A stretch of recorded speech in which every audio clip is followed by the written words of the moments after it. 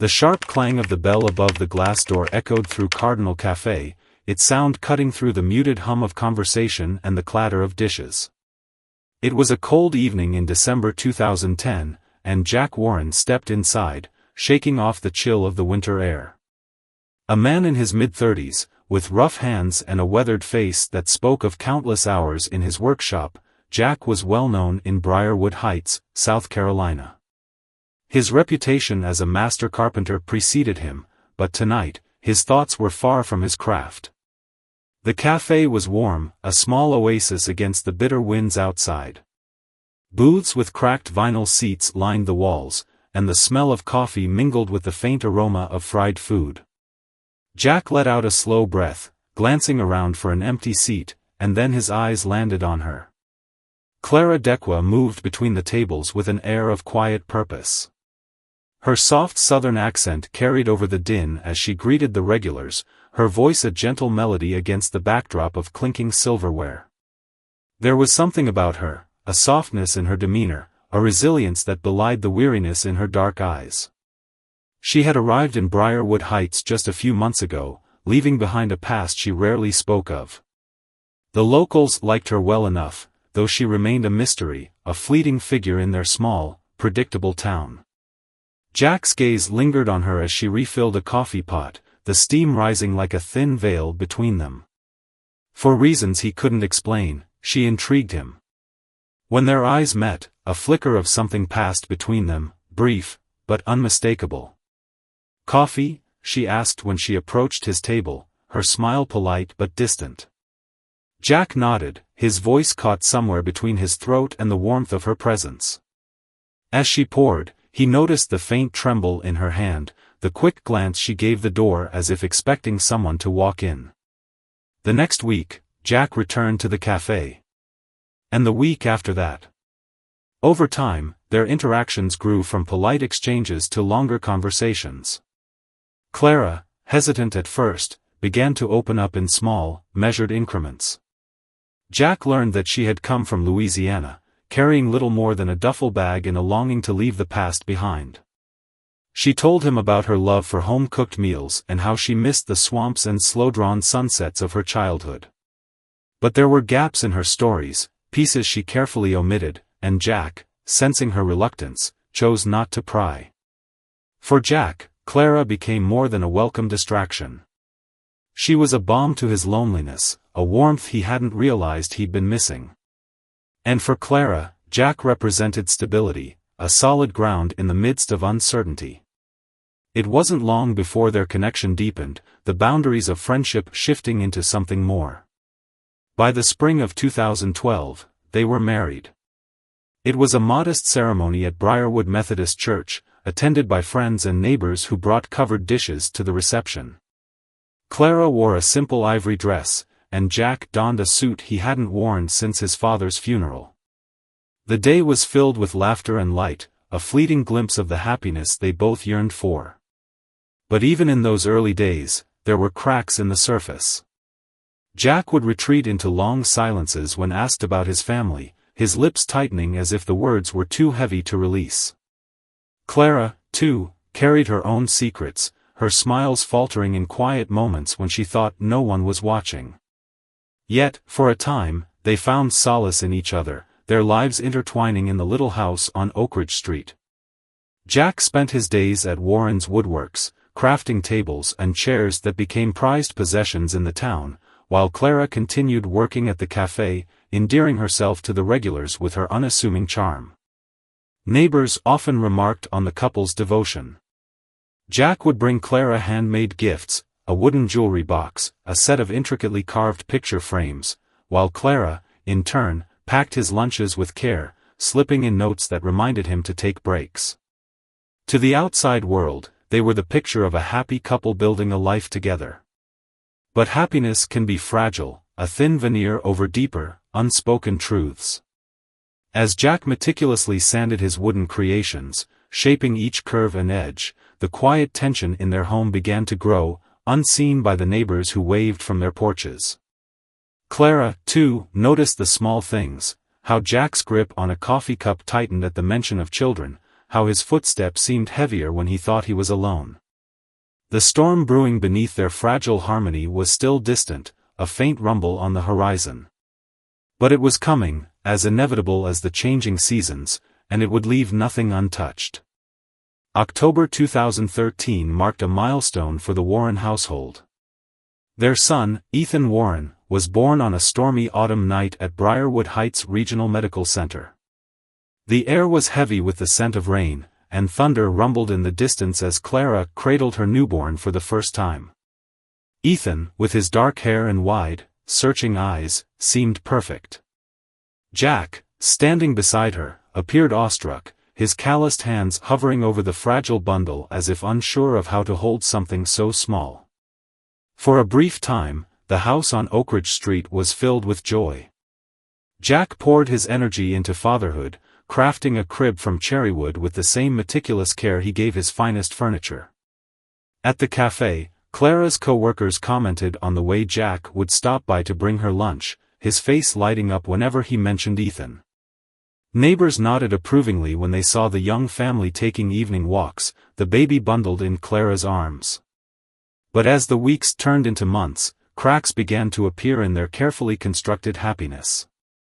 Ethan, though healthy, was a restless baby, prone to inconsolable crying that echoed through the small house at all hours. Clara handled it with the patience of a saint, walking the floors with Ethan pressed against her shoulder, humming soft lullabies that did little to soothe him. Jack, however, was less adaptable. It began subtly. Jack would retreat to his workshop earlier each morning, his excuses piling up like sawdust on the floor. By the time Clara coaxed Ethan into a brief nap, Jack would be gone, leaving behind the faint scent of wood polish and frustration. When he did return, his jaw clenched visibly at the sound of Ethan's cries.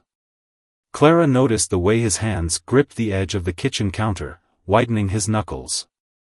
She began to speak softer, move slower, as if her carefulness might diffuse the tension building in the air. The first incident came when Ethan was just 4 months old. Clara had gone to the grocery store, leaving Jack alone with the baby for the first time. When she returned, the house was eerily quiet. Ethan lay in his crib, unnaturally still, his cries replaced by an unsettling silence. Clara's stomach twisted, but she didn't dare ask Jack what had happened. The next day, during Ethan's bath, she noticed faint bruises on his tiny legs. Probably from kicking himself against the crib, Jack said when she confronted him, his tone clipped and dismissive. Clara wanted to believe him. She needed to believe him. But a seed of doubt took root, one that would grow unchecked in the months to come. In secret, Clara began keeping a diary. Not a typical one filled with musings and memories, but a coded record of dates, times, and injuries disguised as household recipes. 1 cup of bruises on left leg, 2 teaspoons of unexplained silence, she wrote on a lined page and tucked it away in a recipe box. It was a fragile form of resistance, a way to protect Ethan in a world where leaving felt impossible. As Ethan grew, so did Jack's agitation. The crying fits tested his patience, and his frustration often manifested in small but alarming ways, a grip too tight on Ethan's arm, a sharp tone that made Clara flinch. Jack became adept at masking his anger.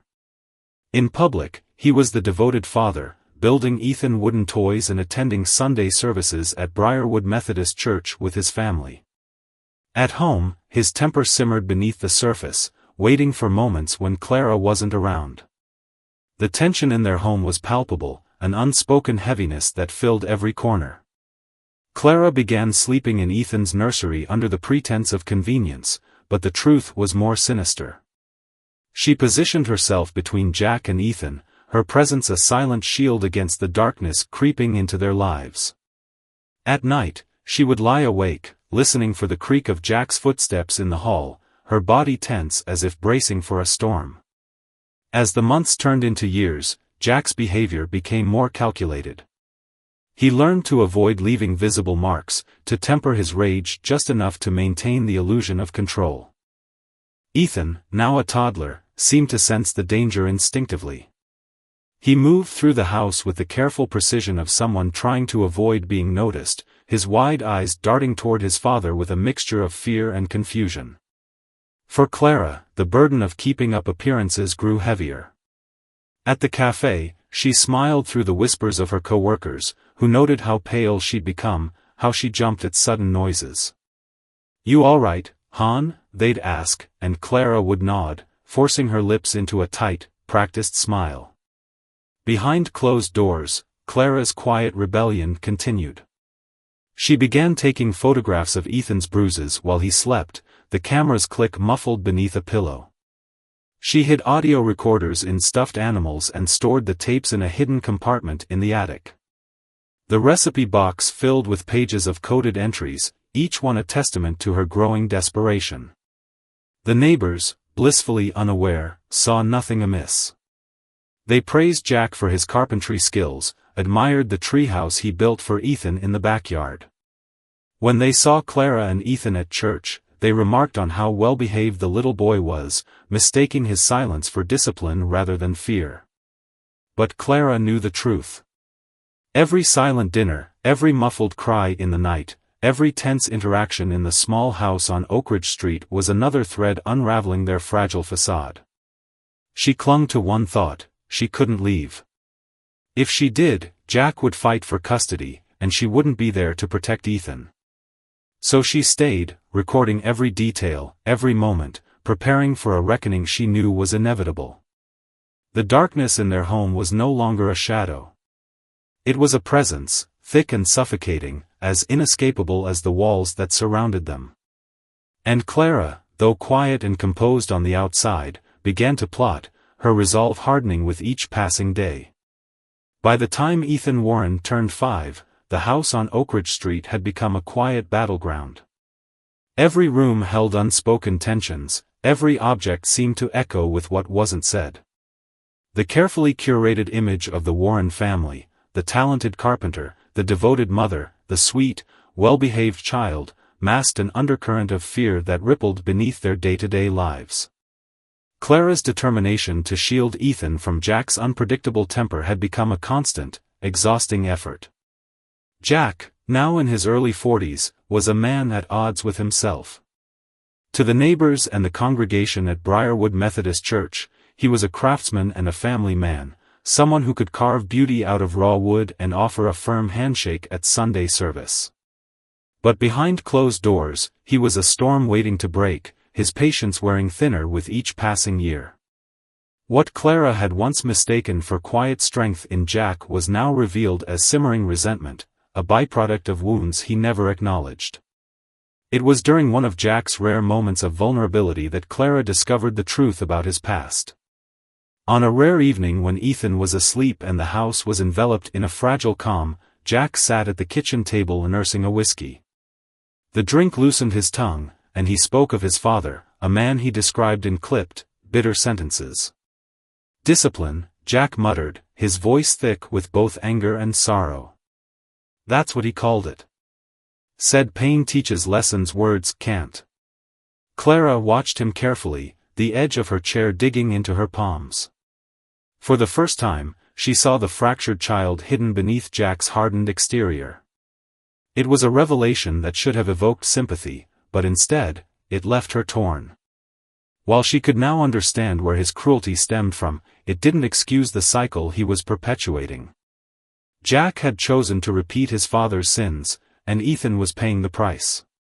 The revelation deepened Clara's resolve.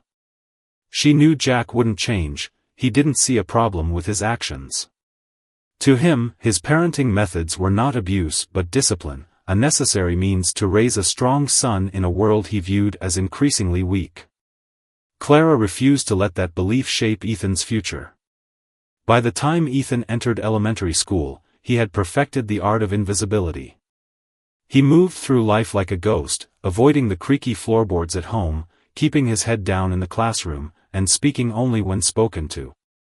His teachers described him as obedient and quiet, but some noticed the sadness in his eyes. One counselor even called Clara in for a meeting, expressing concern about Ethan's reluctance to interact with his peers. "Is everything okay at home?" the counselor asked gently. Clara smiled tightly, her practiced mask slipping into place. Oh, he's just shy. Jack and I try to encourage him, but you know how kids are. The lies tasted bitter, but Clara knew the truth would unleash consequences she wasn't ready to face.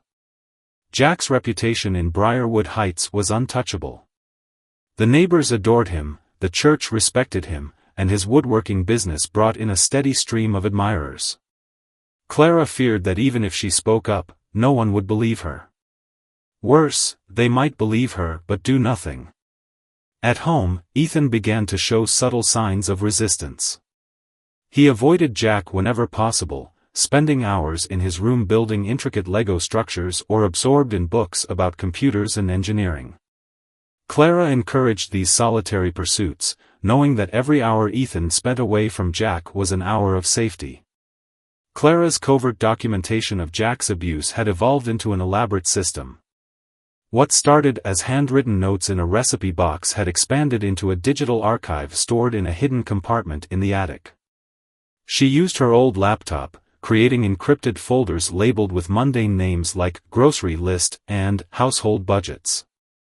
Inside, however, were years of evidence, photographs of bruises, audio recordings of Jack's outbursts, and videos secretly taken with a hidden camera she'd tucked behind a stuffed bear in Ethan's room. She added to this archive methodically, each new piece of evidence a step closer to the day she would act. She didn't know exactly how or when, but she believed with unwavering certainty that the reckoning would come. As Ethan grew older, the family's isolation became more pronounced. Clara's parents had passed away years earlier, and Jack's family lived across the country, maintaining only sporadic contact. Friends stopped visiting the house, deterred by the formal, oppressive atmosphere Jack unknowingly exuded.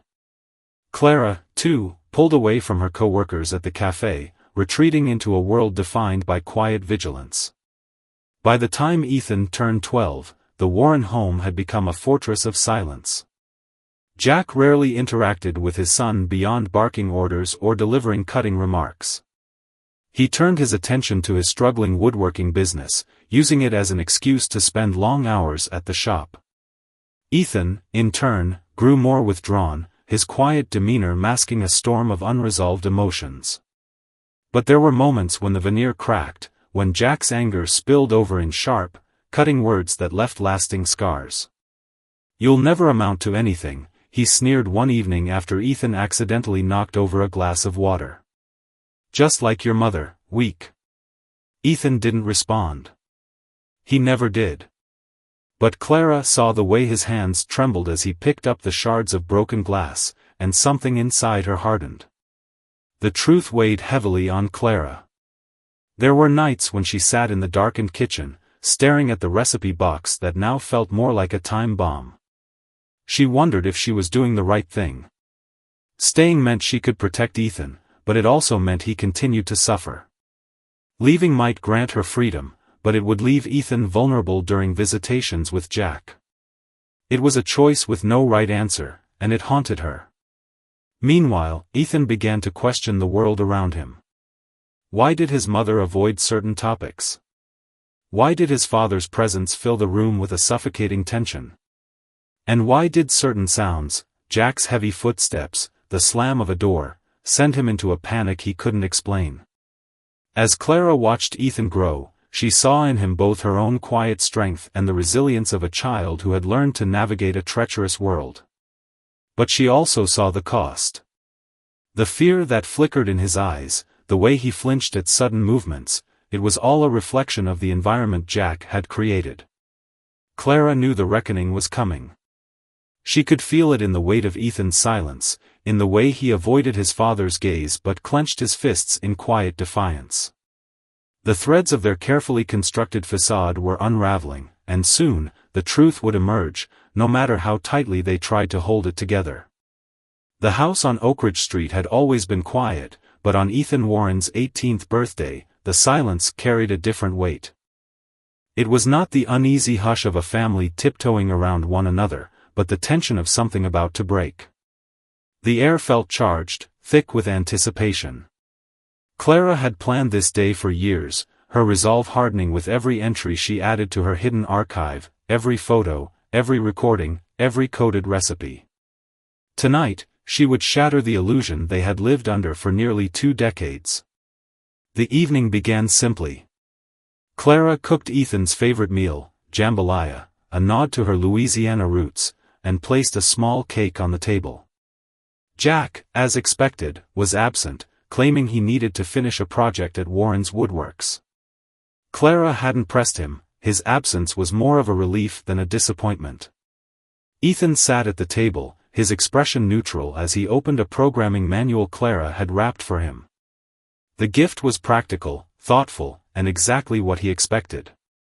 When he unwrapped Jack's gift, a handcrafted wooden box with dovetail joints and a smooth finish, his fingers traced the edges absent-mindedly. It was a beautiful piece, but Ethan recognized it for what it was, an obligatory gesture from a father who barely acknowledged him. After dinner, Clara excused herself, her movements deliberate but controlled. Ethan didn't question her, he rarely did anymore. Clara climbed the stairs to the attic, her heart pounding as she pushed aside a loose ceiling panel to retrieve the archive she had hidden there. The weight of the box in her hands felt heavier than she remembered, as if the years of secrets it contained had grown more burdensome. When she returned to the kitchen, Ethan was still seated, turning the wooden box over in his hands. Clara placed her own box on the table and sat across from him, her hands trembling as she opened the lid. Inside were years of carefully preserved evidence, photographs, hospital records, diary entries, and digital files stored on a flash drive. "Ethan," Clara began, her voice soft but firm. "There's something you need to know. Something I've been waiting to tell you." Ethan looked up, his brow furrowing as he took in the seriousness of her tone. Clara drew a deep breath and began to speak, her words spilling out in a steady stream. She told him about the bruises she'd found when he was a baby, the excuses Jack had made, the way his temper had grown more volatile over the years. She described the nights she spent awake, listening for Jack's footsteps, and the steps she'd taken to document everything. At first, Ethan sat motionless, his face unreadable. But as Clara pulled out photograph after photograph, images of bruises on his small arms and legs, dated and annotated, the reality of her words began to sink in. She played an audio recording, the muffled sound of a child crying followed by Jack's low, menacing voice. Then came the videos, grainy clips of Jack's outbursts, his voice filled with venom as he berated an unseen figure. The final video was the hardest to watch. Ethan, no older than 4, stood in the workshop, tears streaming down his face as Jack demonstrated how to use a planer. Jack's hands gripped Ethan's small shoulders, his voice calm but cold as he said, "Pain is the only teacher that works." Ethan's breathing quickened, his hands clutching the edge of the table until his knuckles turned white. The memories he had buried for years began to surface, flashes of fear, the sharp sting of Jack's hand, the suffocating weight of silence. "Why didn't you stop him?" Ethan's voice was low but laced with an edge that made Clara flinch. "Why did you let this happen?" Clara's throat tightened. She had known this question would come, but it didn't make it any easier to answer.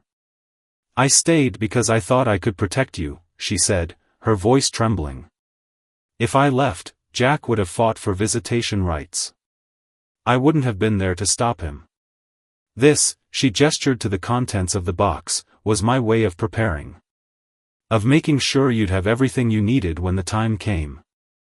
Ethan's eyes darkened. "So you just waited? You let it happen?"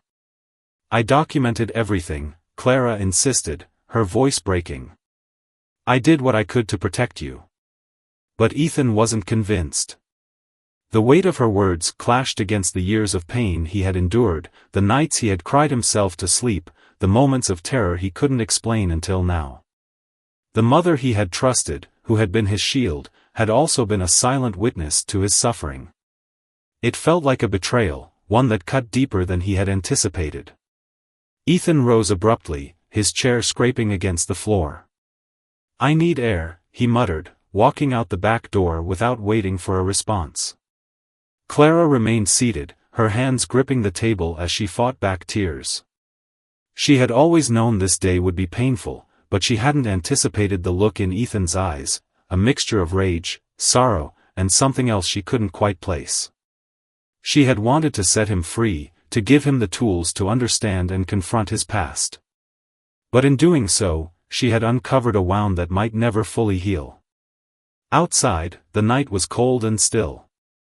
Ethan stood in the backyard, staring up at the treehouse Jack had built for him years ago.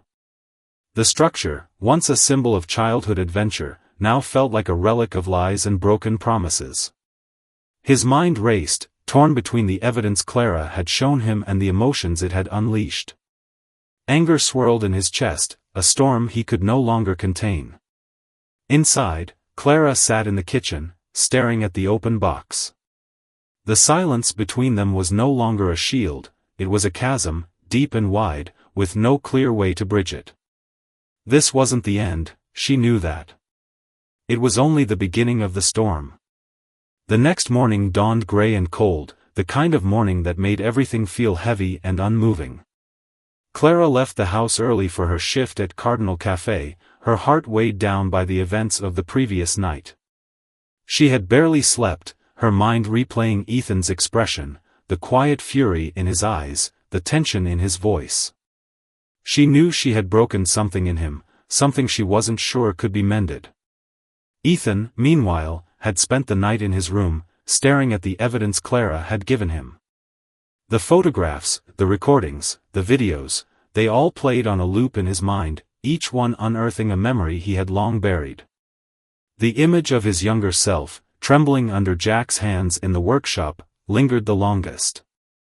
Pain is the only teacher that works. The words echoed in his head, fueling the fire that had been simmering inside him for years. Jack was already at the workshop when Ethan left the house. The building, a converted barn 50 yards from the main house, had always been Jack's sanctuary. Its high ceilings and walls lined with tools told the story of a man who valued precision and control. The air inside smelled of sawdust and varnish, a scent Ethan had associated with both admiration and dread since he was a child. Jack stood at his lathe, shaping the leg of a table, his movement steady and deliberate. He didn't hear Ethan enter, the sound of the machine masking his son's approach. It wasn't until Ethan stood directly behind him that Jack finally noticed. He switched off the lathe, the sudden silence stretching uncomfortably between them. Ethan's expression was unreadable, but his hands were clenched into fists at his sides. Jack tilted his head, regarding his son with a mix of curiosity and irritation. "Something you need?" Jack asked, his voice calm but edged with impatience. Ethan didn't answer immediately. Instead, he reached into his pocket and pulled out his phone, tapping the screen to play a video. The sound of a younger Ethan crying filled the workshop, followed by Jack's unmistakable voice, "Pain is the only teacher that works." Jack's face darkened, his usual mask of composure slipping for a fraction of a second. He set down his tools with deliberate calm, his movements measured. "Where did you get that?" he asked, his tone low and controlled. "Mom," Ethan replied flatly, his voice steady despite the storm raging inside him. "She kept everything. Every photo, every recording, every video. I've seen it all." Jack exhaled slowly, crossing his arms over his chest. "Everything I did was for your own good," he said, his tone taking on the patient condescension he reserved for difficult customers. "You were a difficult child, Ethan. You needed discipline." "Discipline?" Ethan's voice rose, his composure beginning to crack. "You call beating a 4-year-old discipline? You call this," he gestured wildly toward the tools scattered on the workbench, "parenting?" Jack stepped closer, his expression hardening. "You turned out fine, didn't you? Strong, capable, not weak like so many of your generation." The words were gasoline on the fire. Ethan's hands shot out, grabbing the front of Jack's shirt. "You beat a defenseless child. Your own son." You ruined everything. Jack's reaction was swift. He shoved Ethan backward, sending him stumbling into the workbench. Tools clattered to the floor, and for a moment, the room was filled with the sound of metal striking wood. Ethan caught himself, his hand brushing against a half-finished table leg resting on the bench. He gripped it instinctively, the rough wood pressing into his palms. Jack advanced on him, his eyes flashing with a familiar fury. "You don't get to talk to me like that," he growled, his voice rising. "Not after everything I've done for you." Ethan didn't think. He acted. As Jack reached for him, Ethan swung the table leg with all the strength he could muster. The impact landed squarely on Jack's temple, the sound sharp and sickening. Jack staggered, blood trickling down the side of his face, but he didn't stop. He lunged again, and Ethan swung once more. "This is for every time you hurt me," Ethan shouted, each word punctuated by another blow. The final strike caught Jack off balance, sending him crashing backward into the corner of the workbench. His head struck the edge with a dull thud, and he crumpled to the ground. The workshop fell silent. Ethan stood over his father's body, the table leg slipping from his numb fingers and clattering to the floor. His chest heaved as he stared at the motionless figure, his mind struggling to process what had just happened. Blood pooled slowly on the sawdust-covered floor, soaking into the wood shavings like spilled varnish. Outside, the distant slam of a car door broke the stillness. Clara had returned home early, an inexplicable sense of dread pulling her away from the cafe. She stepped into the workshop, her breath catching in her throat at the sight before her. "Ethan," she whispered, her voice trembling. "What did you do?" Ethan turned to her, his face pale and streaked with tears. "I didn't mean to," he said, his voice barely audible. He wouldn't stop. Clara rushed to him, pulling him into her arms even as her own body shook. Her gaze fell on Jack's lifeless form, and a scream tore from her throat, piercing the morning air. It carried across the property, drawing the attention of neighbors who came running toward the workshop. The next few minutes passed in a blur. Someone called 911, someone else led Clara and Ethan outside as police cars and an ambulance arrived. Ethan sat on a bench near the house, staring at his bloodied hands while Clara clutched the recipe box she had grabbed instinctively on her way out. There was no going back now. The truth they had both fought so hard to contain had finally erupted, leaving destruction in its wake. And as the sirens faded into the distance, Clara realized that the reckoning she had spent 18 years preparing for had come at a price she wasn't sure she was ready to pay. The workshop, once the sanctuary of Jack Warren's precision and control, was now a crime scene.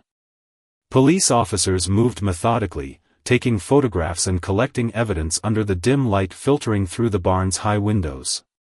Outside, neighbors gathered in hushed clusters, their breath visible in the chilly air as they exchanged speculative whispers. Briarwood Heights, a town where the most scandalous events typically involved PDA disputes or parking violations, now found itself the epicenter of a tragedy that defied its quiet nature. Ethan sat on a wooden bench near the house, his hands still trembling, stained with blood. Clara stood a few feet away, her arms wrapped tightly around her chest, clutching the recipe box as though it were a life raft. Her eyes were fixed on the workshop, where paramedics were confirming what she already knew: Jack was dead. The days following the incident passed in a blur of interrogations and procedural motions. Ethan was arrested that same evening but released into Clara's custody on bail.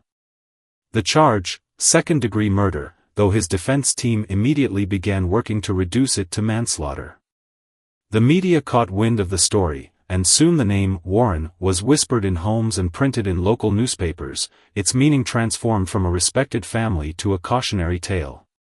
The trial began 3 months later, held at the Briarwood County Courthouse, a modest building whose wood-paneled walls seemed to absorb the weight of every testimony.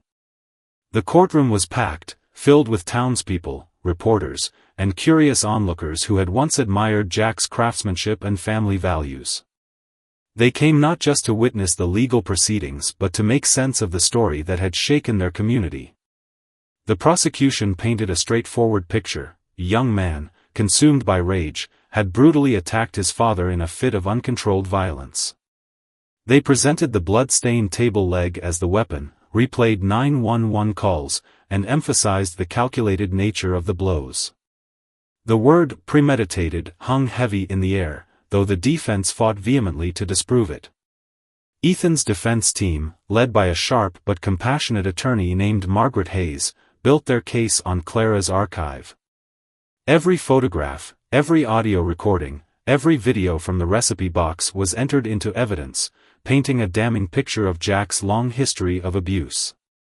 The recordings captured Jack's voice laced with venom, the videos showed the fear in Ethan's small frame as a child, and the photographs of bruises spoke volumes that no words could match.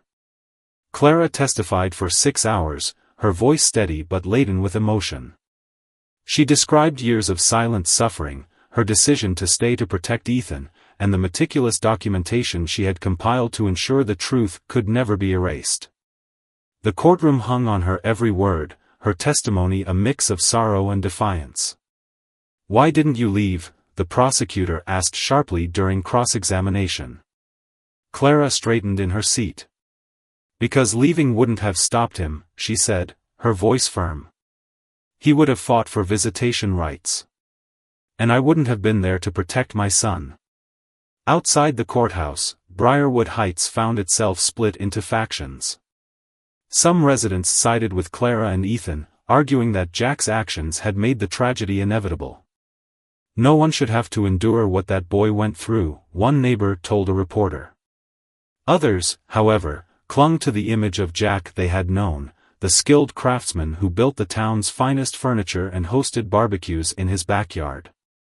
"Strict parenting isn't abuse," an older man argued. Jack was tough, but he loved his family.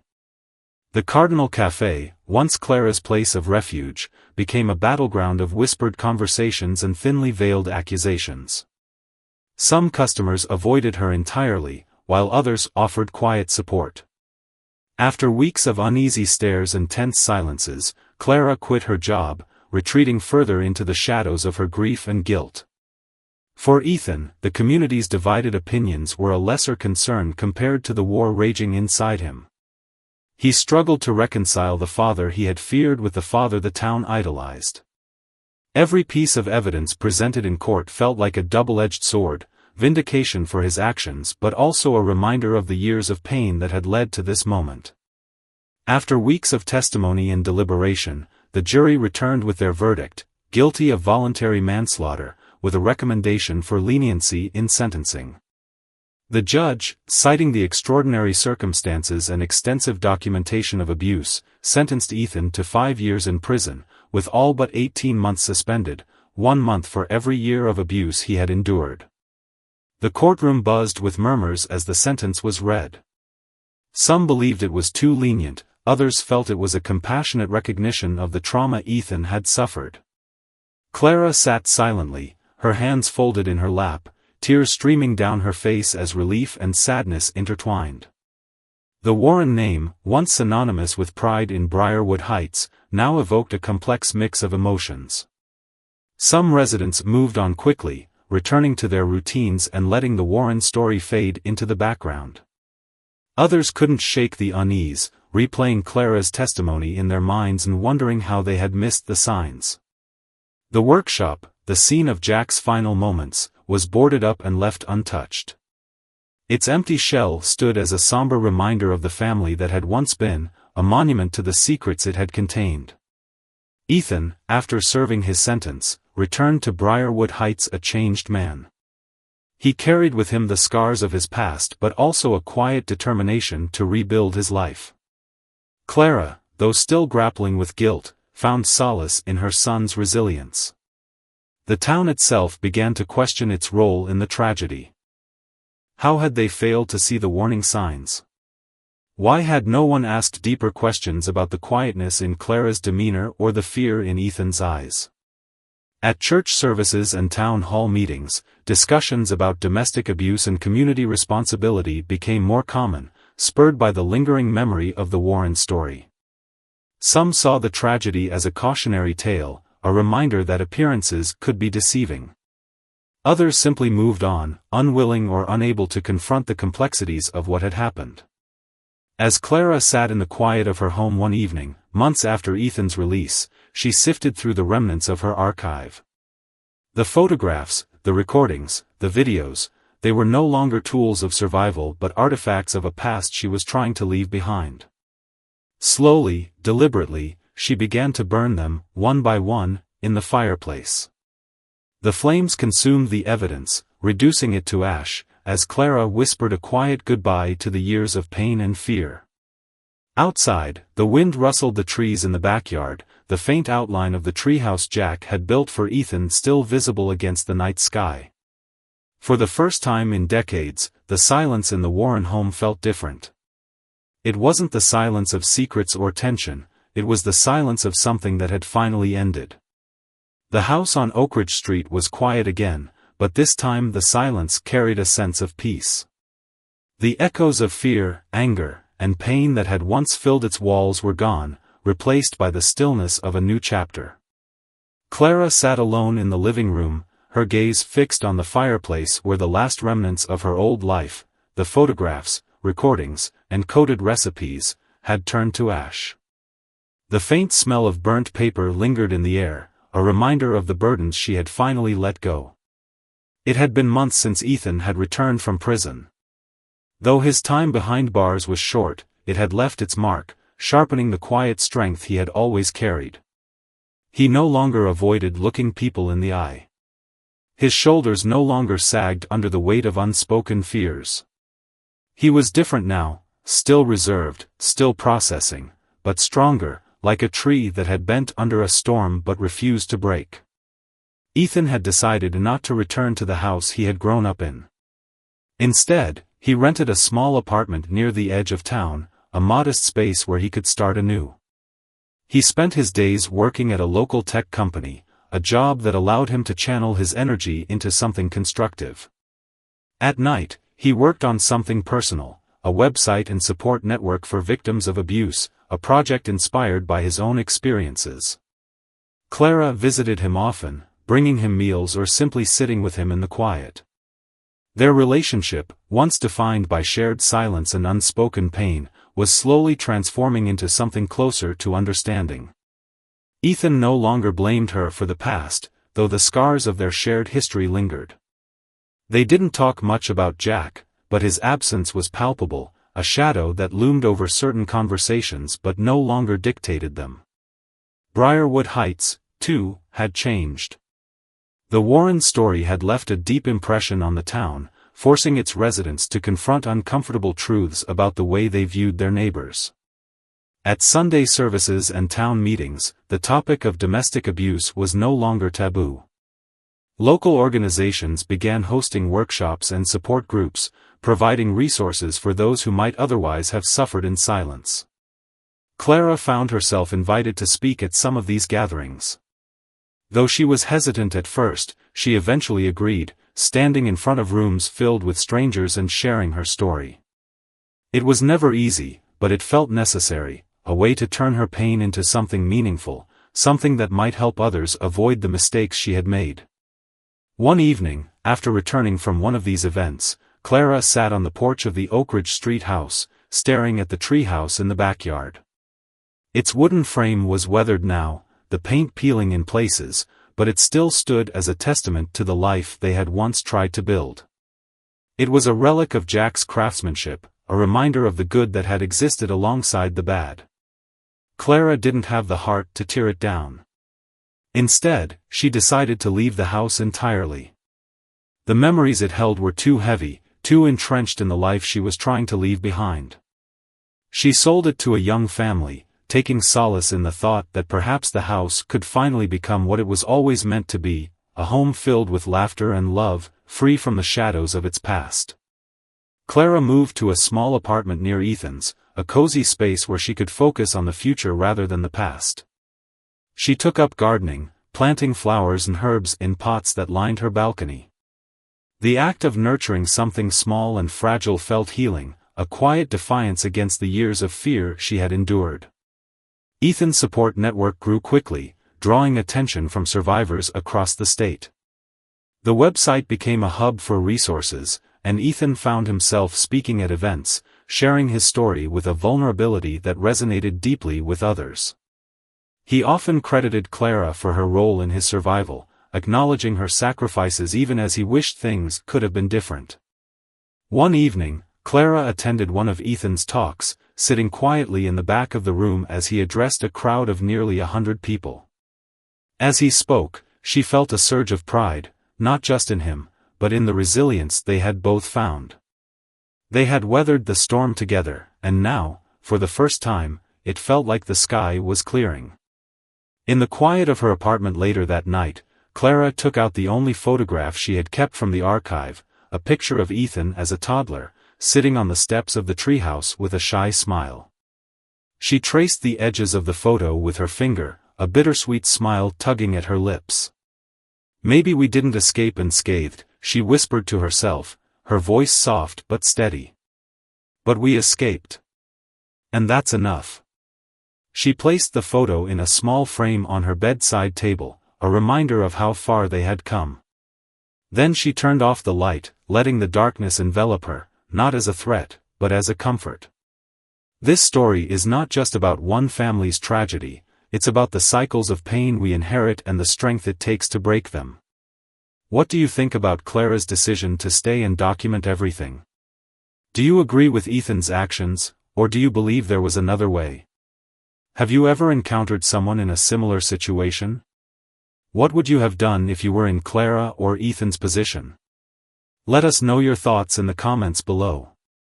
Your perspective matters, and your voice could help someone else find their own strength. Don't forget to like, share, and subscribe for more stories that uncover the darkness and the light within us all.